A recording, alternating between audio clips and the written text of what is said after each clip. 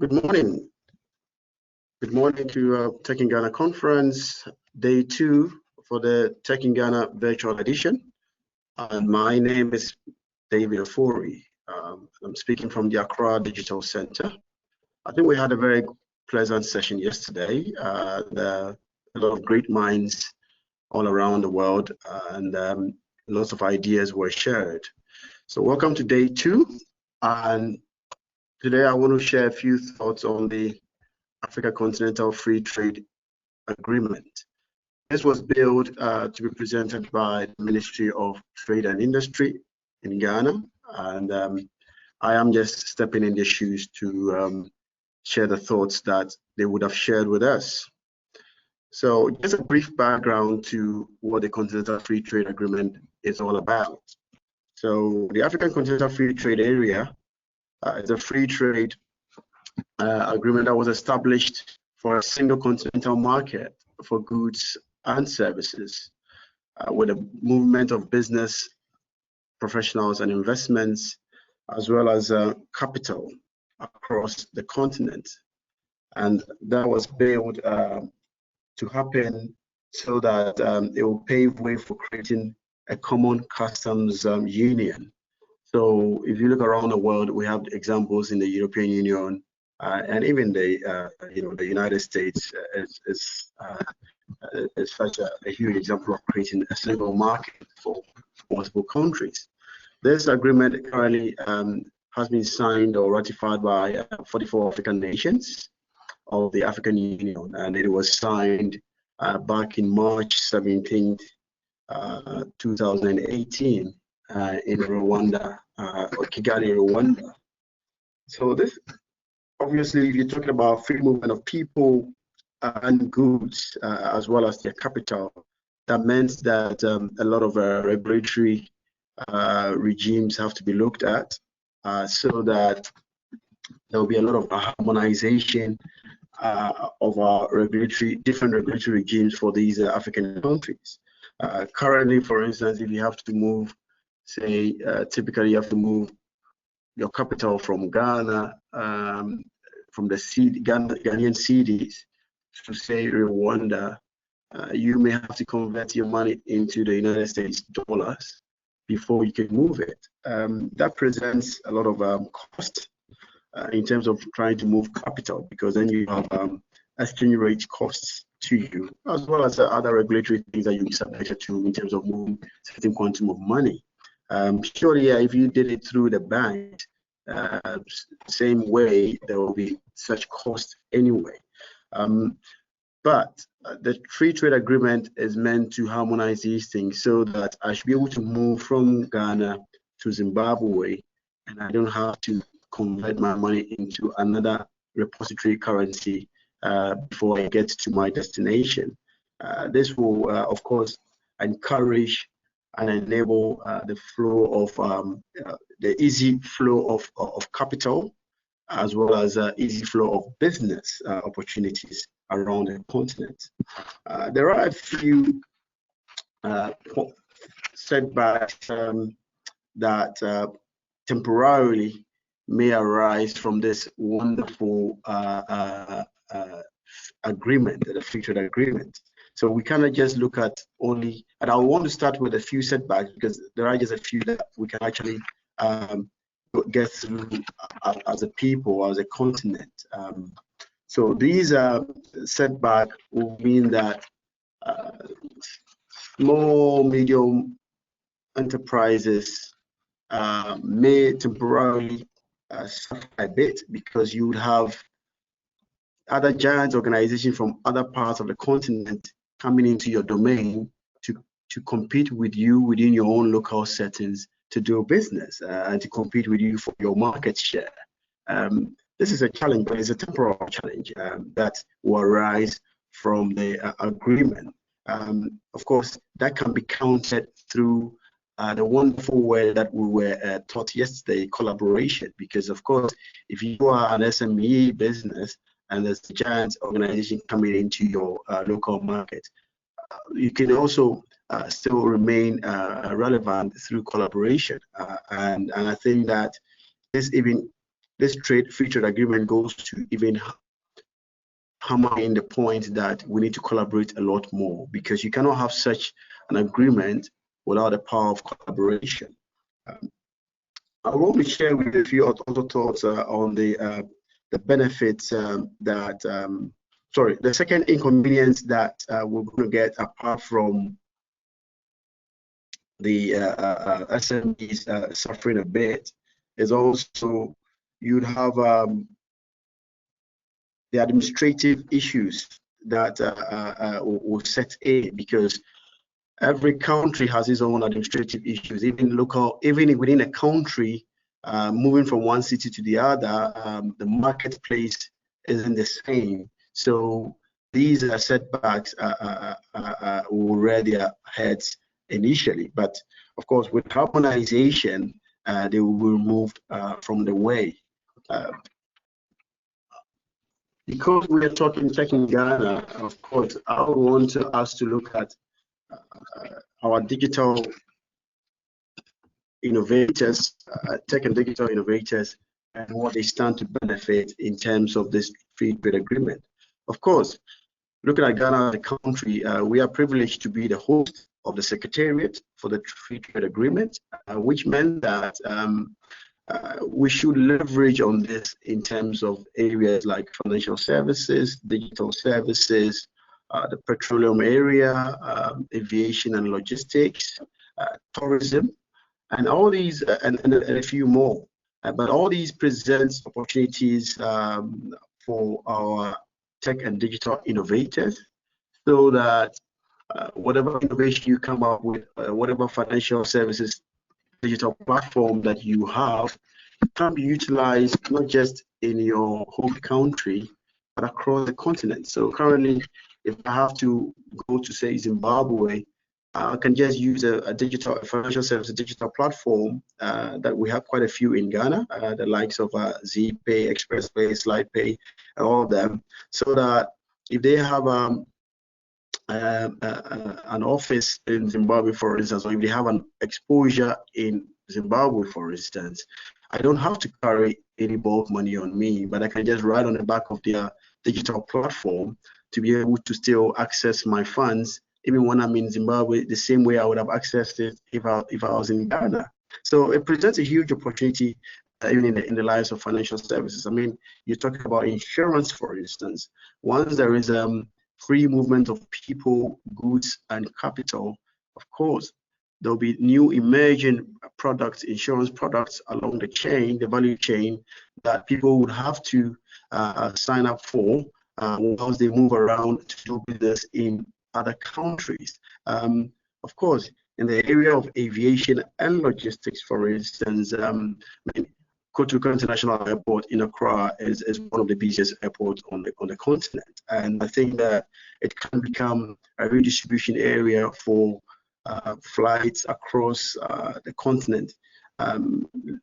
This trade agreement seeks to push a lot more intra-continental movement, because currently the continent has 54 countries or 55 countries, but we don't seem to move around in between the continent amongst ourselves. We seem to do a lot more from Africa to Europe, or one country in Africa to Europe, or one country to the United States, rather than me being able to just move from here to Lesotho, or move from here to Zambia with ease. So even in the area of aviation, it presents huge opportunities for airlines to capitalize on this, so that I should be able to move from Accra to Ouagadougou with that ease via the airlines, and so again, that presents a huge market opportunity for the airline and or the aviation and logistics industry. When you talk about petroleum, of course, on the continent, you have the likes of Ghana, Angola, Nigeria, of having heavy oil deposits in commercial quantities.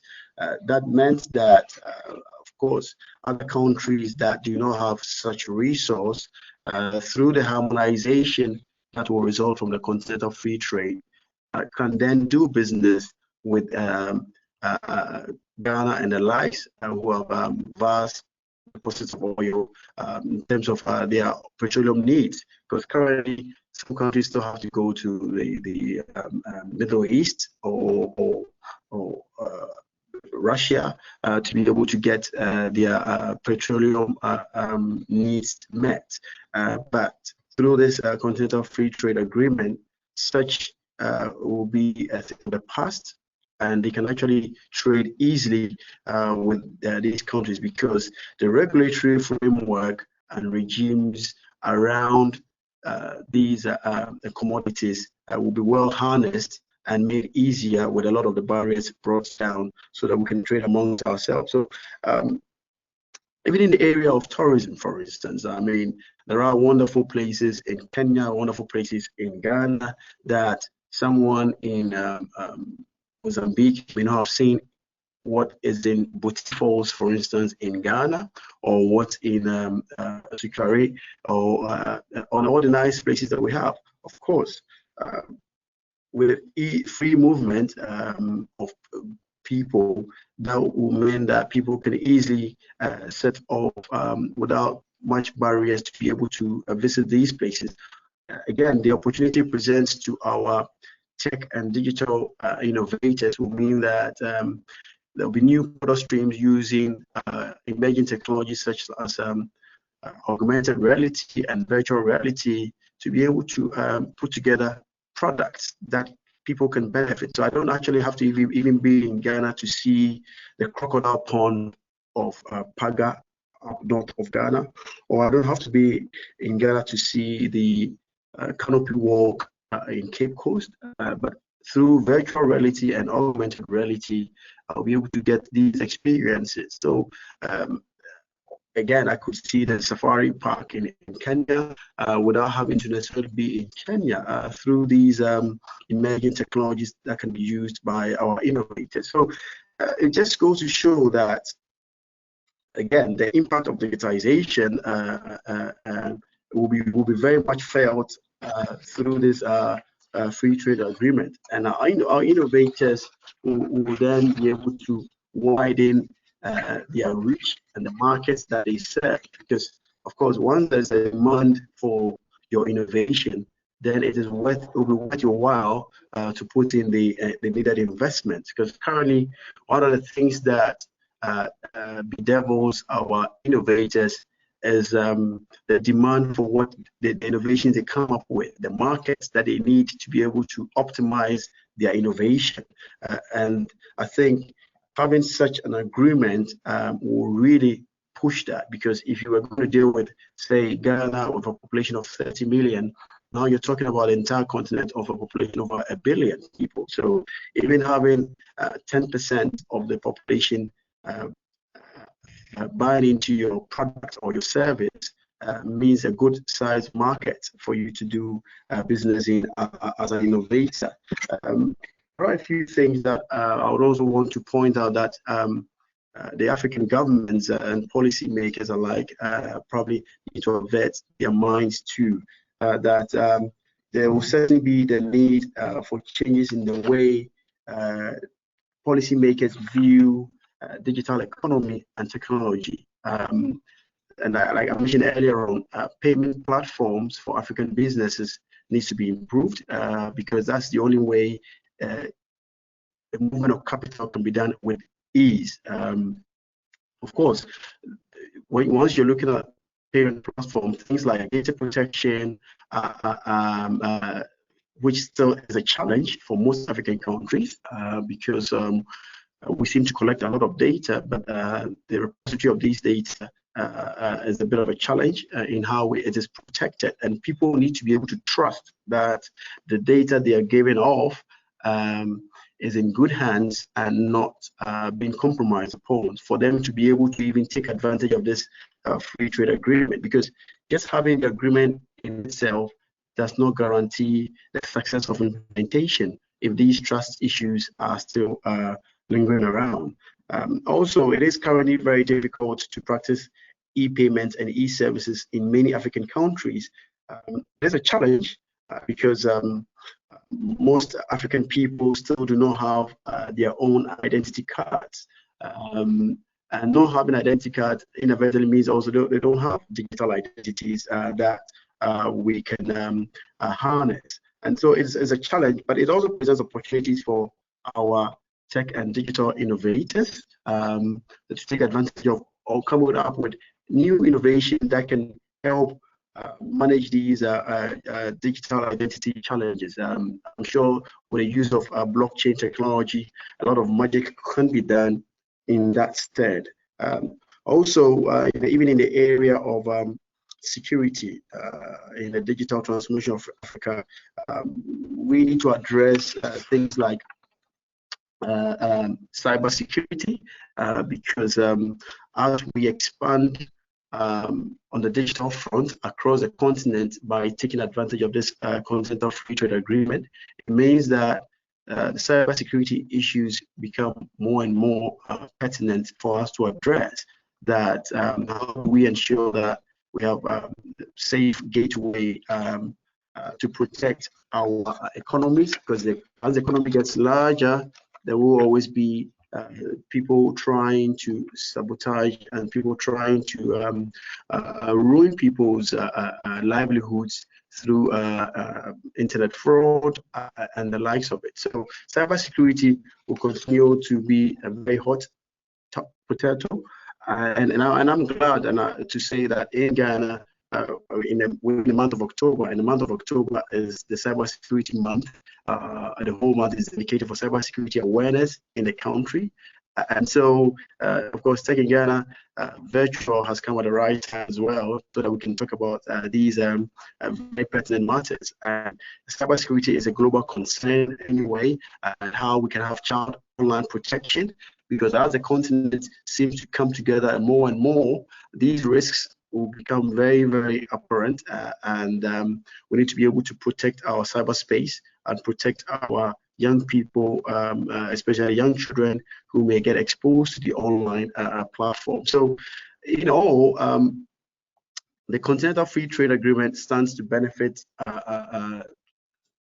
our businesses a lot, but I think one of the things that our digital tech and digital innovators will benefit from will be the creation of our own African cloud and data centers on the continent, situated on the continent itself, and not having to rely on cloud services and data centers that are out of the jurisdiction of the continent, because that way we'll be able to harness the data that is being collected on the continent and be able to manage those data. And that also presents a lot of opportunities for things like data analytics and data science in this state. So while in bringing my submission to a close, I would say that I'll just refer us to a United Nations conference on trade and development that took place in February 18, that affirms the point that the Continental Free Trade offers numerous open doors for practical